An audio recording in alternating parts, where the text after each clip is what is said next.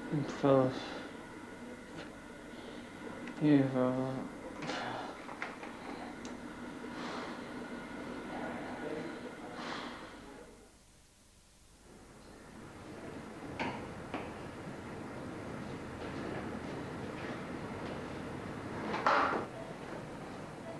surgeon's got to remove a fragment of loose bone that's been causing John pain since his injury at Christmas.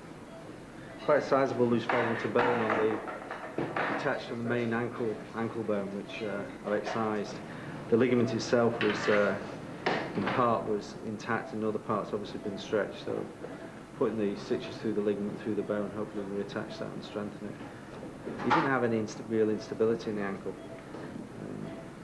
but having had to reattach the ligament like that, it's got to be protected. It's got to be able to heal in properly.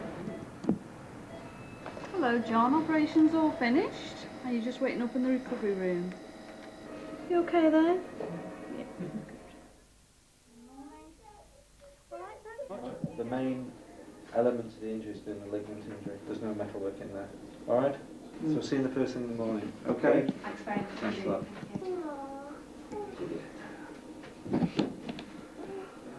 Oh, that was an experience, wasn't it?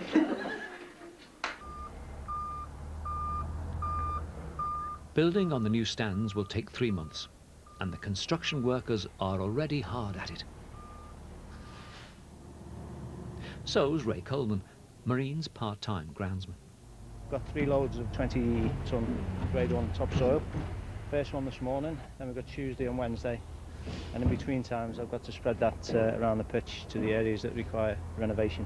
And then we reseed next Saturday and Sunday. The old stand's not putting up too much resistance. Nothing that a crowbar and a bit of grunting can't handle anyway. The actual pitch now, it really needs a lot of hours on it, and I'll be on it probably 6-7 hours a day, 5-6 days a week. Ray's big worry, aside from the builders taking penalties and the goal mouths, is getting some grass back on the pitch.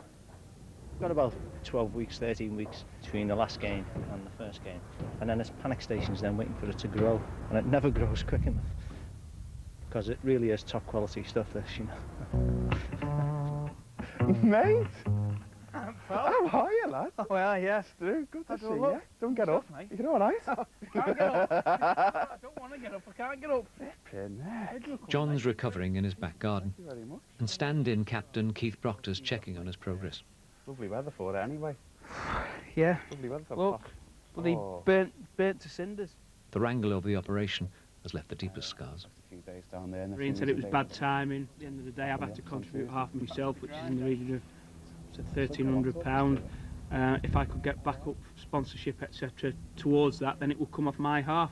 I still think for the commitment and loyalty that I've shown the club, I should have been sorted out and sorted out earlier, but just got to get on with it now.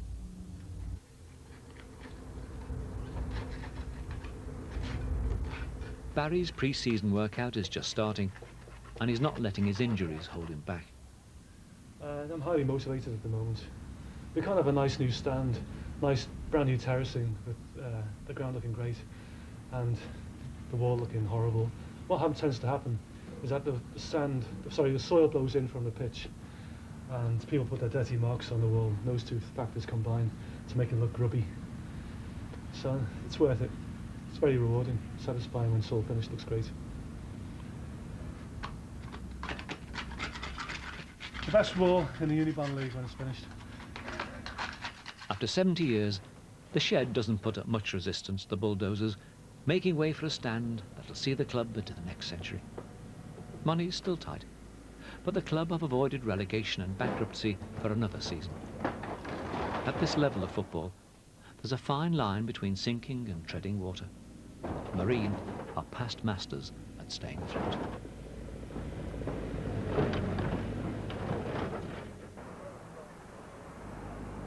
Welcome.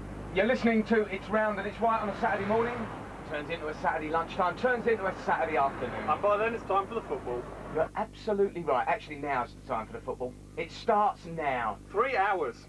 You're on your way. You're on your way to a game. Journalist Michael Hand's been following Marine all season for the football magazine 442. Oh, fabulous. I wish I could do that. Yeah. Everyone thinks that football is all about community. I go along and watch QPR when I can, with a season ticket there. And we always think, yeah, there's community. We have our fanzines. We all talk to each other, sitting in our regular seats.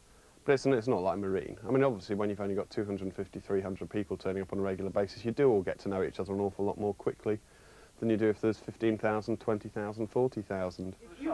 If you wanted to be at Port Vale this afternoon, I personally would make arrangements to see that was possible. But I know you're not man enough. I mean, who's man enough for Charlton v Blackburn this afternoon? Oh, nerve clenching. It really is. It is buttock clenching football this time. I remember a couple It's like a family. They're not like an ordinary football club. There's no one in there for the business relationship at all. They're all in there because they're family, and that means they bicker like families, but also they make up like families as well. You're listening to It's Round This White right here on Talk Radio, 1053, 1089 on the medium wave. We're with you till 2. Well, to anyone who's used to watching top-class football, it's a bit of a shock. And we have to remember that these people can still play football a million times better than you or I could. They can make sure that a pass goes to the right person, but the problem is they've got bumpy pitches. They're not as fit as the top-class pros because they have to do day jobs. So it's not like watching the same game. And talking to the Marine fans, they know that.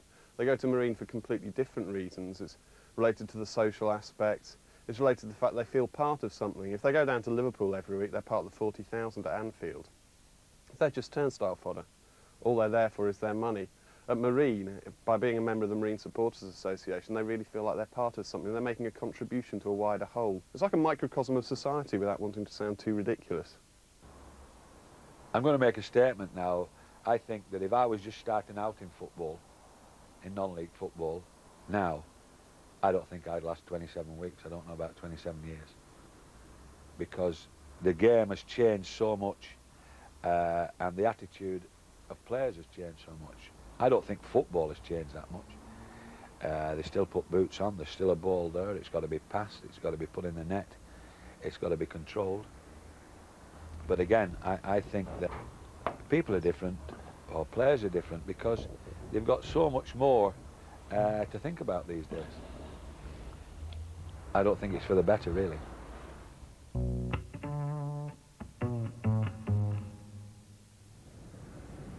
In goal, Chris Clark. Number 2, Chris Price. Number 3, Keith Proctor. Number 4, Terry Burns. Number 5, Mark Schofield. Number 6, Michael Douglas.